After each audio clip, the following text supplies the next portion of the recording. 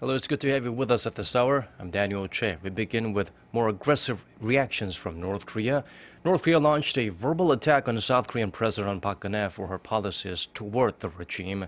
The North's state-run Yodong Shinmun referred to the president as possessed a traitor and a devil. Seoul's Unification Ministry condemned the North for its harsh rhetoric and emphasized that the strong sanctions currently in development by South Korea and the international community are to punish Pyongyang for its provocations. The ministry called on the regime to halt all of its unreasonable claims and added that after all South Korea has done to help the North, it's a shame that Pyongyang's response is its fourth nuclear test and firing of a long-range missile. Meanwhile, Seoul and Washington are reportedly in the final stages of setting up a working group on the possible deployment of the Terminal High Altitude Area Defense System, better known as THAAD, to South Korea. A South Korean military official said Sunday the establishment of the group will allow the two allies to start negotiations on deploying the U.S. missile defense system to Korea. The director-level talks will focus on a wide array of issues surrounding the THAAD deployment, including the location of the battery and the management of the system. As North Korea continues to ratchet up tensions on the peninsula, South Korea and the U.S. are beefing up an annual military exercise set to kick off next month. Kim Hyun-bin gives us a preview of what can be expected in this year's Key Resolve and Full Legal Combined drills. South Korean military officials say that Seoul and Washington are planning to beef up their inland infiltration operations through an annual amphibious landing exercise called Sangyong. The exercise set to place next month during an annual set of drills between the two allies appears aimed at sending a strong message to Pyongyang to think twice before it conducts another provocation. It comes at a time of heightened tensions on the peninsula after North Korea's fourth nuclear test in January and its launch of a long-range missile earlier this month. In previous years, the Sangyong exercise was mainly focused on amphibious landings and securing the coastline. This year, it will focus on ways to target North Korea's nuclear and ballistic missile facilities, and will involve a combined 17,000 South Korean and American Marines, making it the largest since 2012. The exercise is expected to employ the USS New Orleans, an amphibious warfare ship that can transport 700 soldiers, and several V-22 Osprey aircraft, which are used for infiltration. The inland infiltration operation is part of the annual Key Resolve and Full Eagle drills between South Korea and the U.S. The drills will be the largest of their kind and are slated to start March 7th. Kim Hyun-bin, Arirang News.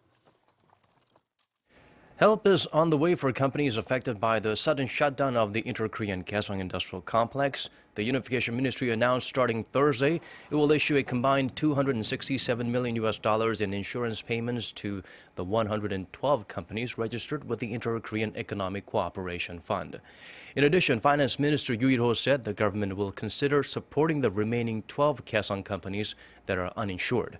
On Sunday, he said, even though it was the company's responsibility to sign up for insurance coverage, given the unique circumstances of the current situation, the government will consider providing aid at an appropriate level.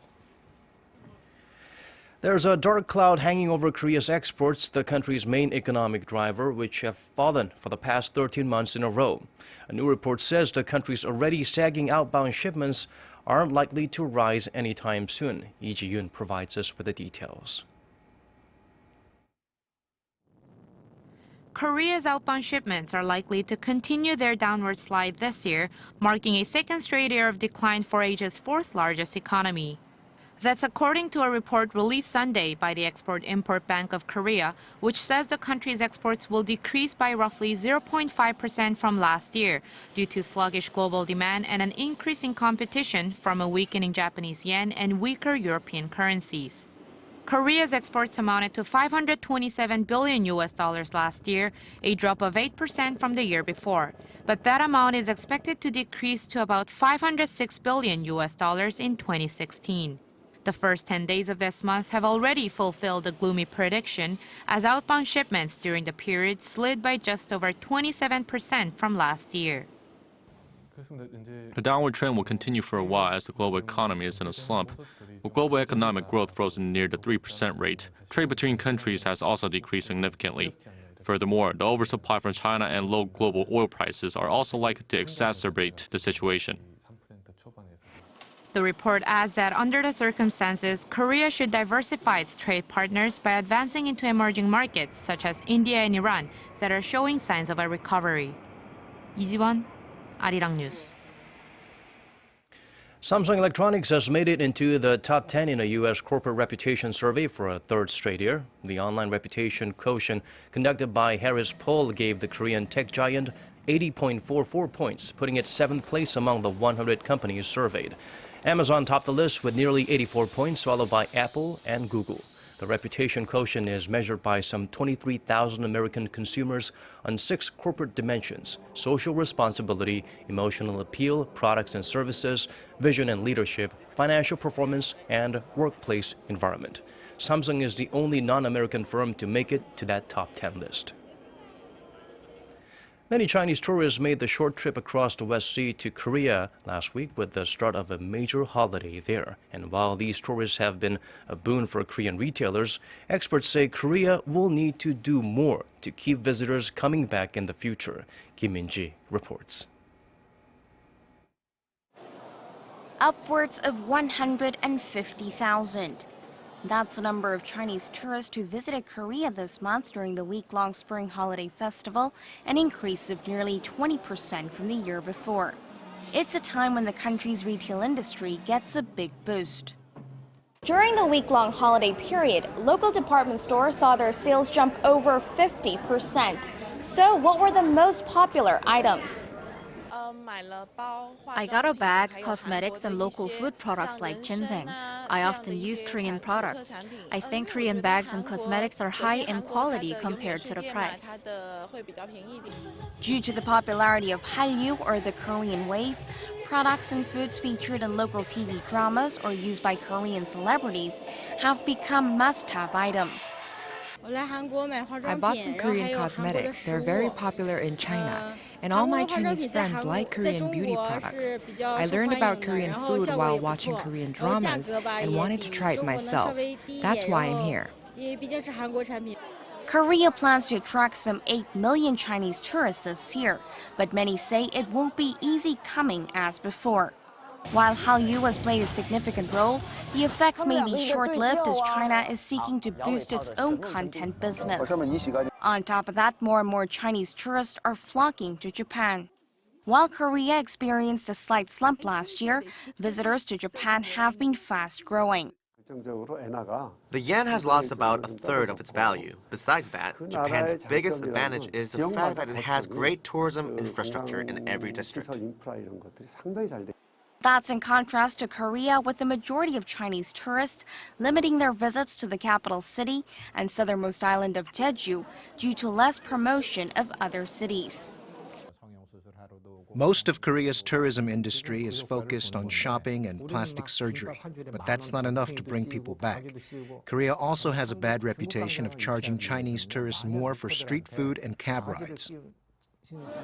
Experts say Korea will need to focus on developing more substantial cultural and tourist attractions, in addition to building tourism infrastructure around the country, in order to give visitors a wider variety of experiences and, more importantly, incentive to return.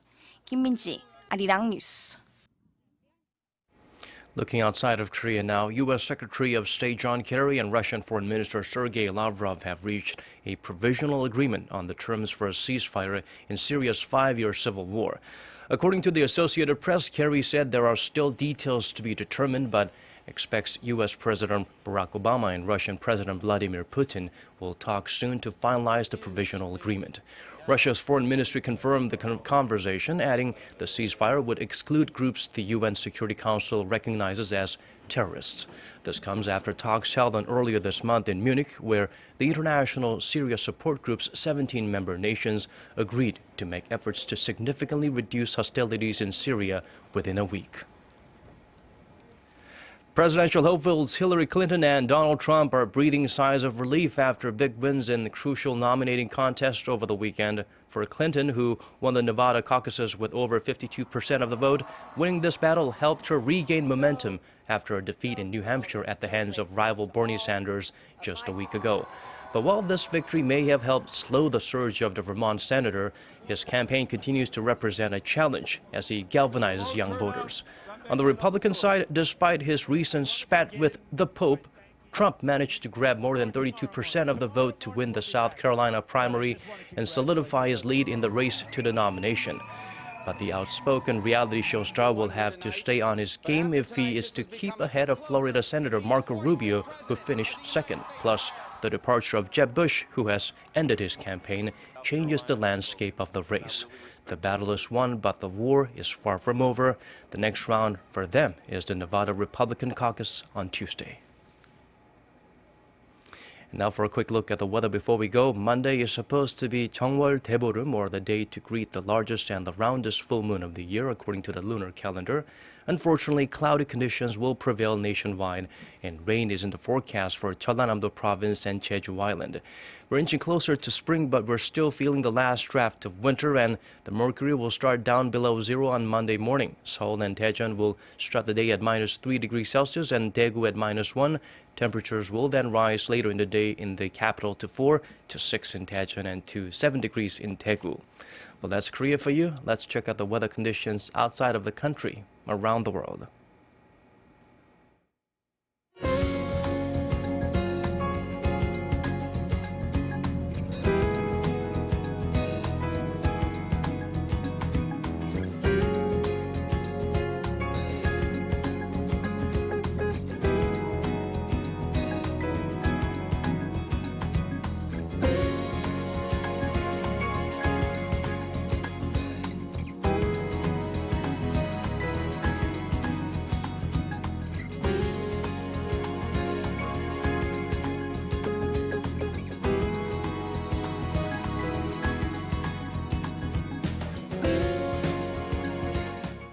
And these are the stories we managed to squeeze into this newscast. As always, thank you for watching.